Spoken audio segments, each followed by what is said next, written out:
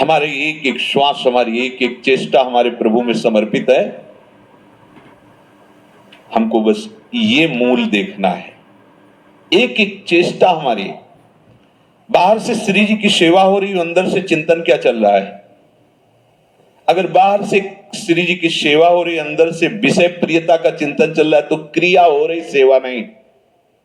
क्रिया हो रही, क्रिया, और क्रिया का फल है। और सेवा अपनेपन को पुष्ट करती है। अपनेपन से ही हमारे लाडली लाल मिलते हैं, इसीलिए सेवा प्रधान रखी गई। सेवा से अपनापन, पर सेवा करते हुए यदि चिंतन अन्य का हो रहा है, विषय का हो रहा है, देह के राग द्वेष का हो रहा है, इंद्रियों के सुख भोगों का हो रहा है, तो वो सेवा नहीं है, वो क्रिया है। क्रिया का फल होगा। सेवा से अपनापन, अपनापन से लाडली लाल की समीपता, सीधे समीपता, क्यों में वहां कोई स्थान ही नहीं। इसलिए जिसको ऐसा लगता है कि हमारा समय बचता था हम बाजार की वस्तुएं प्रयोग करके, वो हमारा समय प्रयोग में नहीं आता है।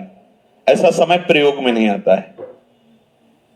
आप धैर्य पूर्वक, जब आपको 24 घंटे में समय मिले, तब आप सीधे सरल भाव से कोई सब्जी, कोई दाल एक उबाल ली, 4 रोटी बनाई, इनको दिखा दिया, पा लिया। हर समय भजन में डूबो। पोछा लगा रहे हैं तो श्री जी का चिंतन हो रहा, नाम जप। शरीर क्रियान्वित हुए बिना रह नहीं सकता, समझे ना। सूक्ष्म शरीर हर समय चंचल रहता है, क्रियान्वित रहता है। इसलिए महापुरुषों ने क्रिया वेग को परम पवित्र करने के लिए सेवा पद्धति दी है। क्रिया कर रहे हैं तो हमें इनसे प्यार ही हो जाएगा, ऐसा नहीं। अगर सेवा हो रही है तो निश्चित इनसे प्यार हो जाएगा। सेवा हो रही तो दूसरे की कोई परवाह नहीं, वचन पर विश्वास रखो, सेव्याधीन हो जाएगा। क्रिया हो रही, बात बदल गई, वही बात बदल गई। सेवा और क्रिया में अंतर है, समझ रहे हो ना। जो अपने पन के प्यार से एक पुष्प भी अर्पित कर देता है, तो गीता में ही भगवान ने कहा, पत्रम पुष्पम फलम तोयम, ये में भक्त्या।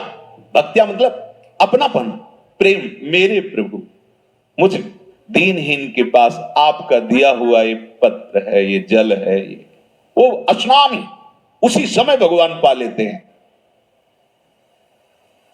सेवा के विषय को लेकर के अगर ये बात आती है कि हमें समय, तो हमें लगता है सेवा हमारे ऊपर बोझा है क्या? सेवा हमारे लिए अशांति है क्या? सेवा हमारे लिए क्लेश का कारण है क्या? तब तो फिर आनंद का कारण क्या होगा? अगर गुरु सेवा, भगवत सेवा ये हमारे अशांति क्लेश का कारण हो, तो शांति और आनंद का कारण क्या होगा? इसलिए सुलझना होगा।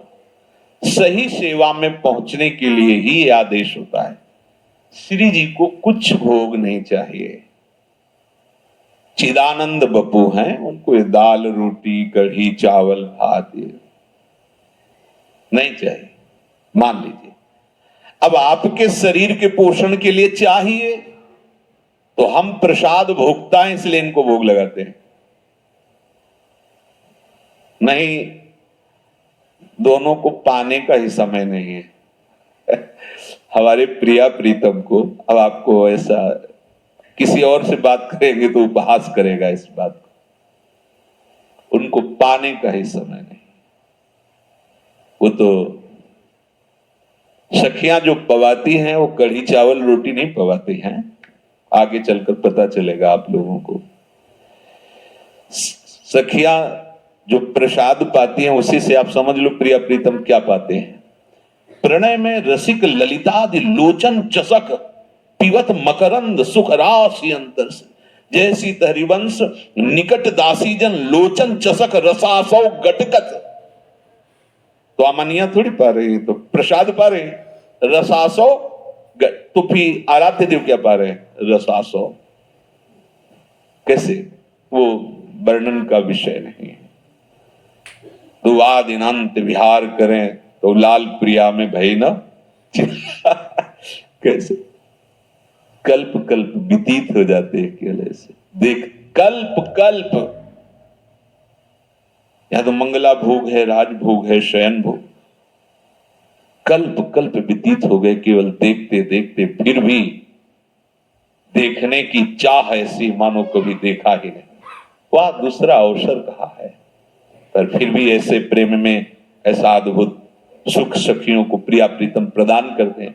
तो आपको इस बात में हठ नहीं करना, मुझे सब कोई सामग्री नहीं चाहिए प्रिया प्रीतम के लिए, कोई सहयोग किसी का नहीं चाहिए प्रिया प्रीतम के लिए।